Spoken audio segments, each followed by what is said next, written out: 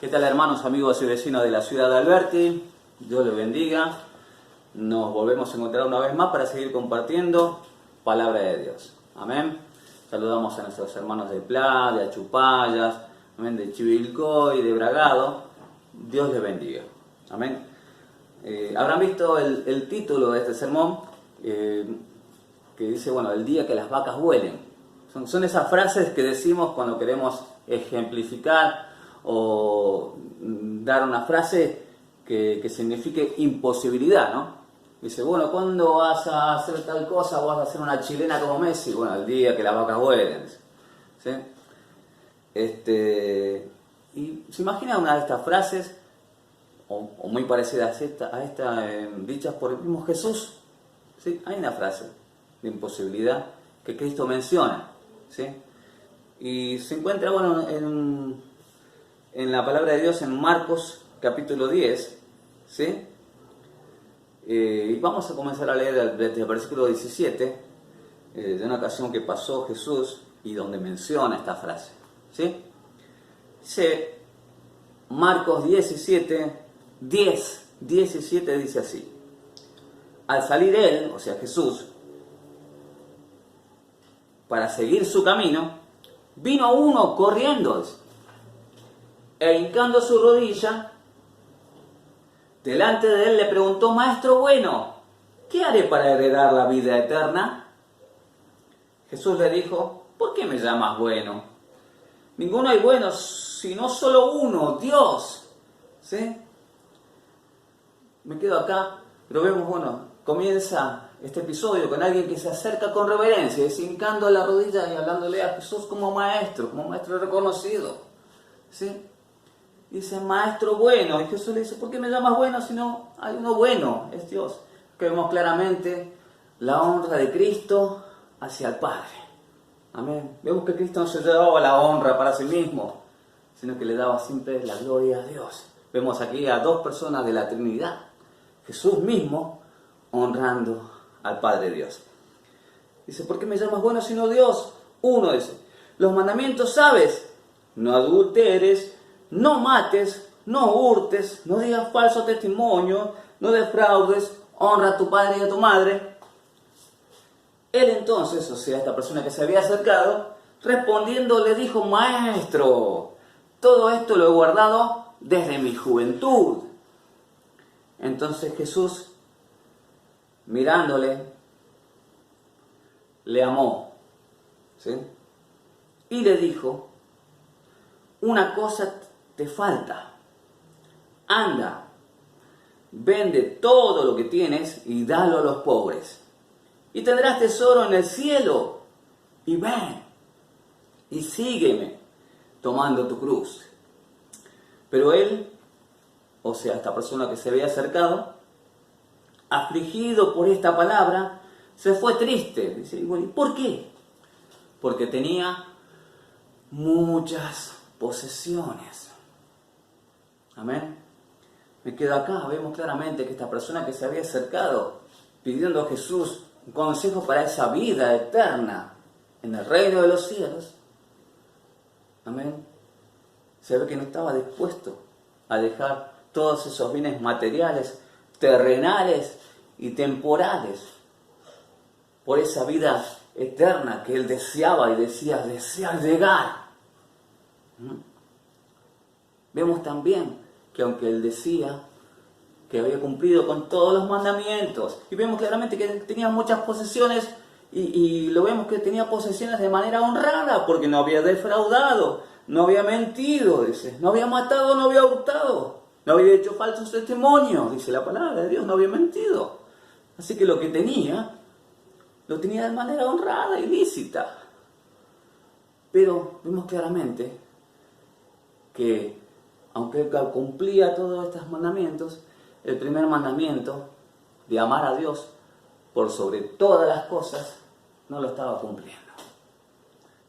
Había un deseo en su corazón, un amor mucho más grande, que aunque él decía que quería tener un consejo del Maestro para esa vida, para llegar a tener esa vida eterna, no estaba dispuesto a dejar de lado esas posesiones terrenales. Había algo por encima de Dios en su corazón. Amén. Ahora,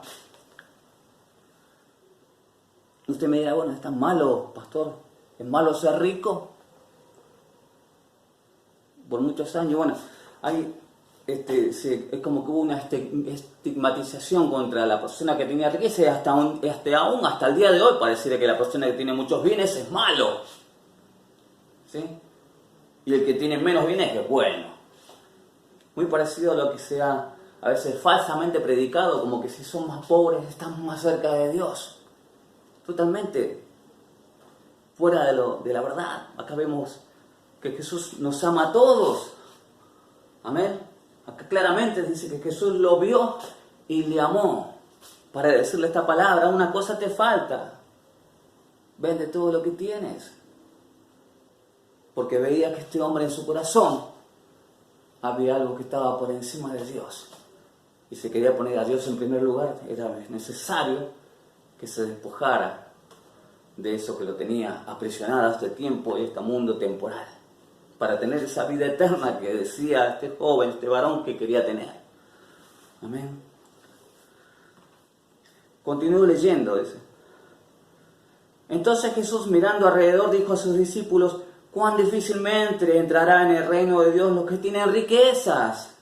Los discípulos se asombraron de sus palabras, pero Jesús respondiendo volvió a decirles: hijos, cuán difícil les es entrar en el reino de Dios a los que confían en las riquezas.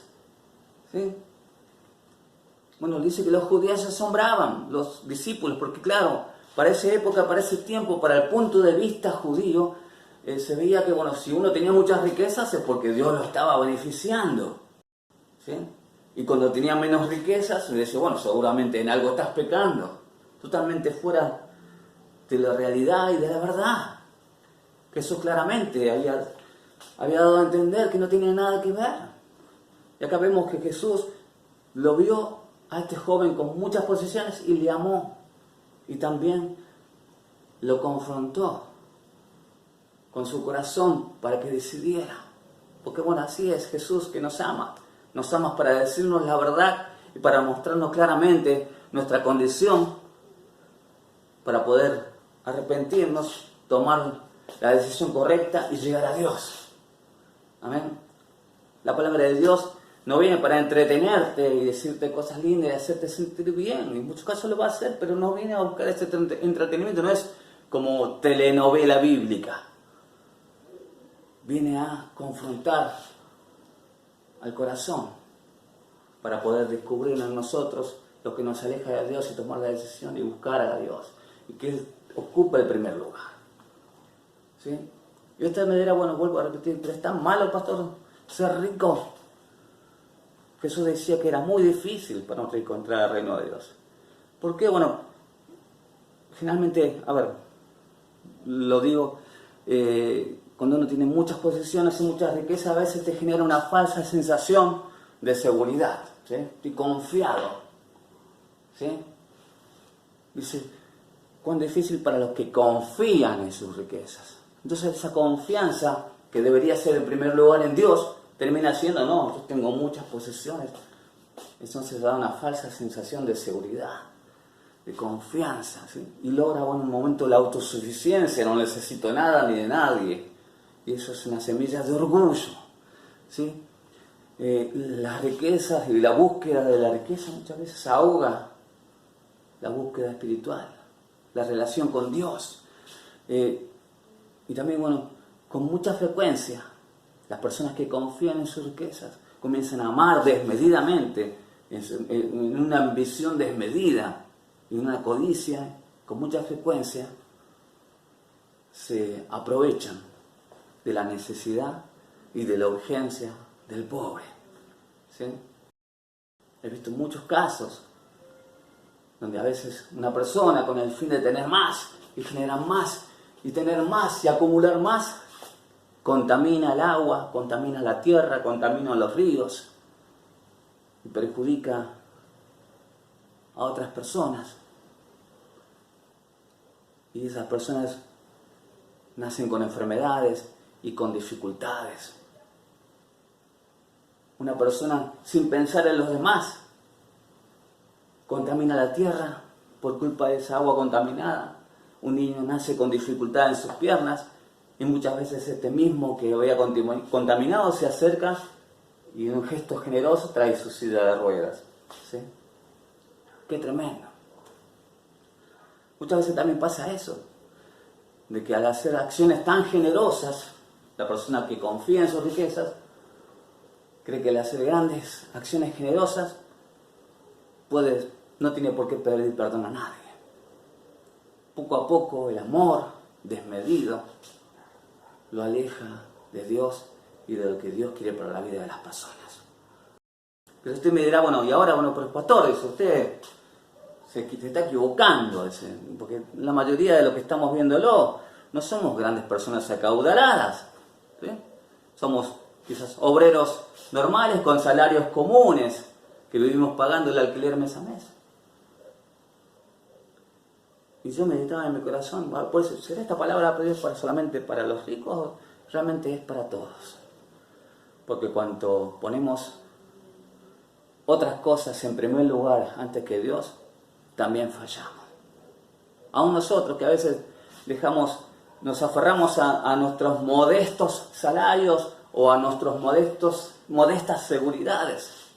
Nos aferramos a cosas tan triviales de decir no quiero acercarme a la iglesia o a Dios por lo que va a pensar el vecino, o por lo que va a decir cualquier persona, y por cosas tan triviales dejamos todo y no nos acercamos a Dios. Imagínense entonces, como dice Jesús, cuán difícil es. Y dice la palabra de Dios, ¿sí? Cuán difícil es para un rico entonces. Dice, versículo 25, más fácil es pasar un camello por el ojo de una aguja que entrar un rico en el reino de Dios. Amén. Y ellos se asombraban aún más, diciendo, ¿quién podrá ser salvo? Entonces Jesús, mirándolo, dijo, para los hombres es imposible, más para Dios no, porque todas las cosas son posibles para Dios. Amén. Que Dios nos ayude. Amén. Quizás para un corazón de hombre sea difícil, sea imposible, tan difícil como un camello por dentro del ojo de una aguja, pero para Dios no. Así que todos podemos llegar a Dios para que Él dirija nuestras vidas, teniendo muchas posesiones, teniendo modestas posesiones y aún teniendo pocas posesiones, porque lo que realmente tenemos que entender que este tiempo aquí es pasajero. Amén. Esta pandemia nos hizo ver que esta vida, teniendo muchos o teniendo pocas posesiones, puede ser un soplo. Podemos estar, mañana no. Qué mejor que aceptar a Cristo hoy, para que Él dirija nuestras vidas y cómo manejar los recursos que Él nos bendice. Amén. Que Él dirija nuestras vidas y que Él nos guíe en nuestras posesiones para poder afirmarnos en Él, apuntando a una vida más allá del confort y la seguridad de este lugar y de este tiempo y de esta tierra, más que nada una vida en Cristo, una vida eterna.